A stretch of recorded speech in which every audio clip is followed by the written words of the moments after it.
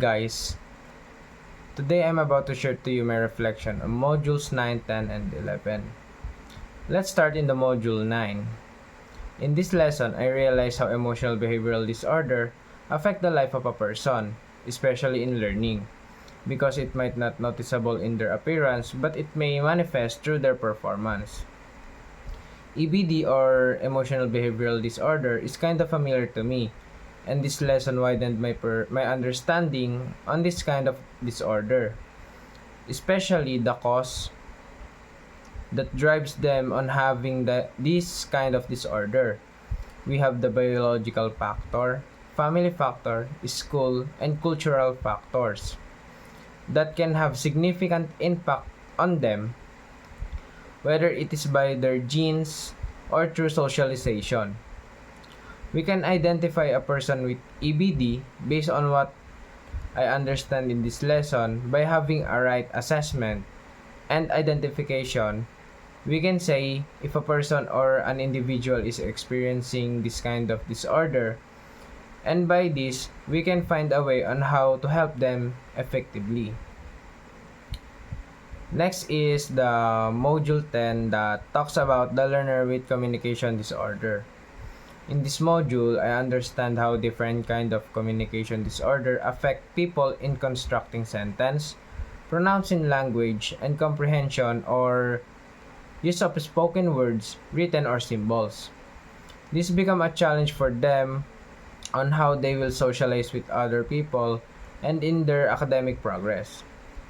Learning different kind of disorders such as communication disorder, language disorder, and speech disorder shows me the possible challenges might come, and as a future educator, we are the one who will give them their needs in education on whatever kind of strategy on teaching we can give as possible.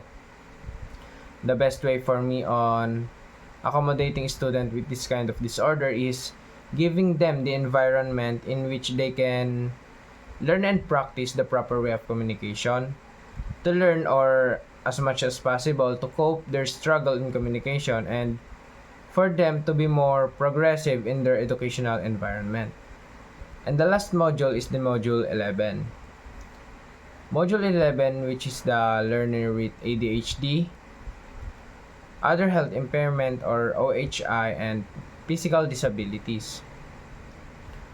In module 11, it significantly broadened my perspective on the diversity of learner in the classroom, particularly those who face challenges related to ADHD, OHI or other health impairment, and physical disabilities.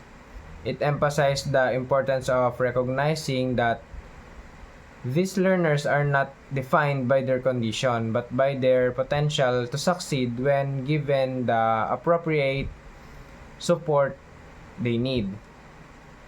One of the most eye-opening aspects of this module was the detailed explanation of ADHD and its type.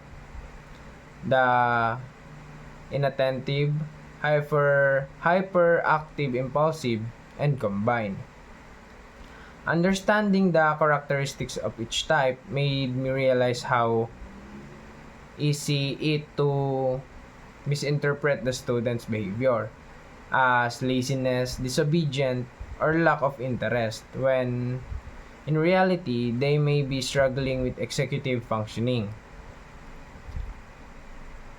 It also deepened my understanding on other health impairment like epilepsy, diabetes, asthma, and genetic disorder. These conditions are not always visible, making it even more important for us to be aware of this kind of health impairments.